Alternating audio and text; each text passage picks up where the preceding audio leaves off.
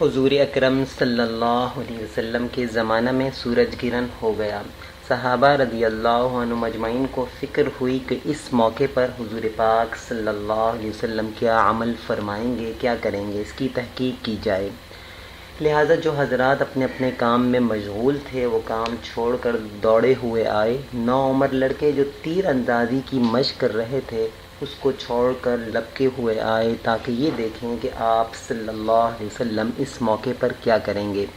حضور پاک صلی اللہ علیہ وسلم نے 2 رکعت کسوف کی نماز پڑھی جو اتنی لمبی تھی کہ لوگ غش کھا کر گرنے لگے۔ نماز میں حضور پاک صلی اللہ علیہ وسلم روتے تھے اور فرماتے تھے، اے رب، کیا آپ نے مجھ سے اس کا وعدہ نہیں فرما رکھا کہ ان لوگوں کو میرے موجود ہوتے ہوئے عذاب نہ فرمائیں گے اور ایسی حالت میں بھی عذاب نہ فرمائیں گے کہ یہ لوگ استغفار کرتے رہیں۔ سورہ انفال کی آیات کا مفہوم تھا یہ۔